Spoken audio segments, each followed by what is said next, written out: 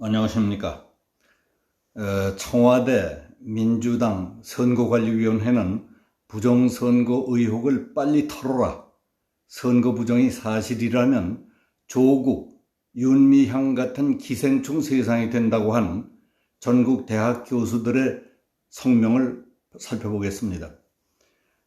전국 377개 대학교 전 현직 6,094명의 교수들이 참여하고 있는 정교모는 22일 성명을 발표했습니다. 우리 사회의 뒤틀린 정의의 한 단면을 보여주는 윤미향 더불어시민당 당선인 같은 인물이 곧 21대 대한민국 국회의 구성원으로 활동하게 된다는 것은 우리 사회의 수치이자 국제사회에서 조롱거리다. 그러나 이보다 더 심각한 것은 폐륜과 몰염치, 배임적 행태가 공인되는 것도 문제지만 그 배후에 특정한 이념을 공유하고 시민단체와 제도권을 넘나들며 이권을 나누어 먹는 집권 여당과의 공생관계라고 지적했습니다. 이러한 행태를 일말의 부끄러움도 없이 대수롭지 않다는 듯이 그야말로 국민을 대수롭지 않게 여기고 넘어갈 수 있다는 그 자신감의 정체는 무엇인가? 많은 국민이 불안감과 위기감을 갖고 바라보고 있다고 했습니다. 교수들은 그 위기의 본질은 잘못된 행태에 대한 심판 기능이 제대로 작동하고 있는지에 대한 의구심에 있다.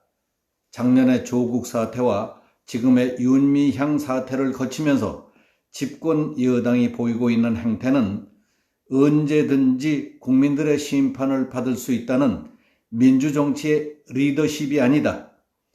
언제든지 심판을 깔아뭉갤 수 있다는 독재정치의 오만함이라고 지적했습니다. 우리는 이러한 부정의혹 해소 입증 책임이 누구보다도 청와대와 민주당에게 있음을 밝힌다. 만일 정부와 여당이 지금처럼 악을 감싸고 돌며 오만한 모습을 보이고 문재인 정권이 임명한 상임위원이 주도하는 중앙선거관리위원회가 계속해서 정권의 들러리 같은 행태를 보인다면 정권의 심판 기능을 실종시켜 뒤틀린 정의, 왜곡된 기업, 부패의 사슬을 공고히 하려는 단계에 접어들었다고 밖에 볼 수 없다고 했습니다. 펜앤마이크가 보도한 정교모의 성명서 전문을 살펴보겠습니다.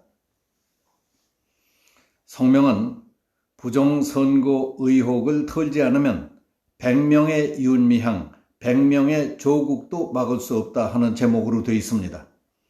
윤미향 더불어시민당 당선인이 보인 행적은 지금까지 드러난 것만 가지고도 건전한 상식을 갖고 있는 국민들에게는 너무나 큰 상처와 충격을 주고 있습니다.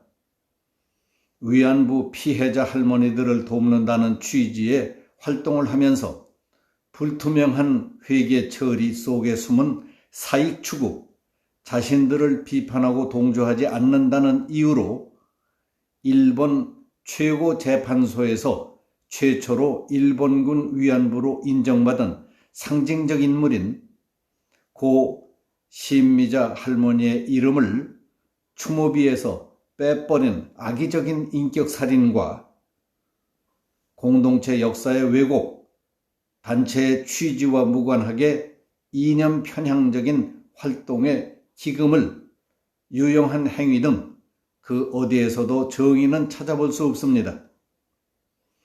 우리 사회의 뒤틀린 정의의 한 단면을 보여주는 이런 인물이 곧 21대 대한민국 국회의 구성원으로 활동하게 된다는 것은 우리 사회의 수치이자 국제사회에서 조롱거리가 될 것입니다. 그러나 이것보다 더 심각한 것은 폐륜과 몰염치, 배임적 행태가 공인되는 것도 문제지만 그 배후에 특정 이념을 공유하고 시민단체와 제도권을 넘나들려 이권을 나눠먹는 집권 여당과의 공생관계입니다.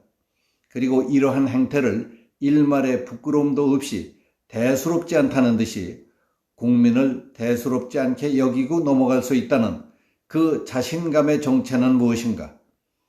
많은 국민이 불안함과 위기감을 갖고 지켜보고 있습니다. 그 위기의 본질은 잘못된 행태에 대한 심판 기능이 제대로 작동하고 있는지에 대한 의구심에 있습니다. 윤미향, 조국으로 대표되는 위선과 거짓은 그 자체로는 어찌 보면 위기가 아니라고 할 수도 있습니다. 부패할 수밖에 없는 인간의 본성과 개인의 일탈일 수 있기 때문입니다. 정작 심각한 위기는 그러한 행태에 대한 국민의 심판이 제대로 기능하는가 하는 것입니다. 그런데 작년의 조국 사태와 지금의 윤미향 사태를 거치면서 집권 여당이 보이고 있는 행태는 언제든지 국민들의 심판을 받을 수 있다는 민주정치의 리더십이 아니라 언제든지 심판을 깔아뭉갤 수 있다는 독재 정치의 오만이었습니다. 우연의 일치라고 하기에는 너무나 공교롭게도 4.15 총선을 거치면서 많은 시민과 전문가들이 과연 4.15 총선은 민주주의의 꽃이었는지 아니면 민주주의의 조화였는지 의문을 제기하고 있고 이와 관련한 선고 소송이 진행되고 있습니다. 4.15 총선에서 우리가 본 것이 조화였다면 거기에는 열매가 맺힐 리 없습니다. 누군가 윤미향과 조국류를 열매처럼 달아 놓았을 뿐입니다. 무슨 짓을 하더라도 선거라는 심판에서 늘 이기는 것이 예정되어 있는 자들만이 할 수 있는 선택입니다. 우리는 집권 여당의 이러한 오만이 4.15 총선에 쏠려있는 부정의혹과 관련이 없기를 바랍니다. 그리고 이러한 부정의혹을 해소시키는 입증 책임은 누구보다도 청와대와 민주당에게 있음을 밝힙니다.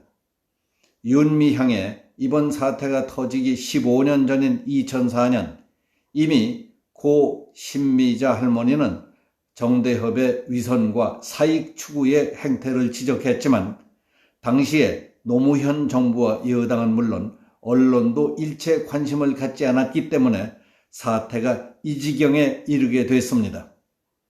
그 수법은 무시하기, 지우기, 낙인 찍기, 그리고 뒤에서 해먹기로 이어졌습니다. 만일 정부와 여당이 지금처럼 악을 감싸고 돌며 오만한 모습을 보이고 문재인 정권에 임명한 상임위원이 주도하는 중앙선거관리위원회가 계속해서 정권의 들러리 같은 행태를 보인다면 우리는 정권이 심판의 기능을 실종시켜 뒤틀린 정의, 왜곡된 기업, 부패의 사슬을 공고히 하려는 단계에 접어들었다고 밖에 볼 수 없습니다. 이제 부정선거 의혹에 관한 무시할 수 없는 여러 증거들과 정황이 시민사회로부터 나오고 있는 만큼 정말로 이 정권이 우리끼리 정권이 아니라 국민 모두를 위한 정권, 미래와 정의를 생각하는 정권이라고 한다면 선거를 통한 심판 기능이 공정하고 투명하게 작동하고 있다는 점을 보여주어야 할 것입니다.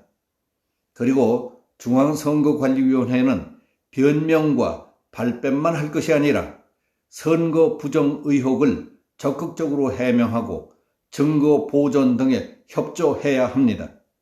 그리고 사전투표 폐지 내지 대폭 축소를 포함한 공직선거법 개정에 나서야 합니다.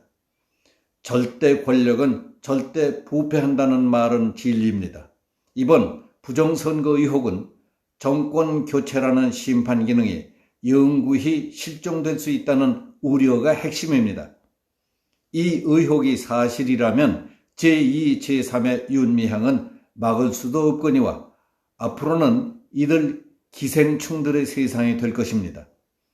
그런 점에서 부정선거 의혹은 정권과 선관위 그리고 국회와 시민단체까지 나서서 규명하고 엄중한 책임을 묻고 제도적 보완을 해야만 합니다. 여기서 마치겠습니다. 감사합니다.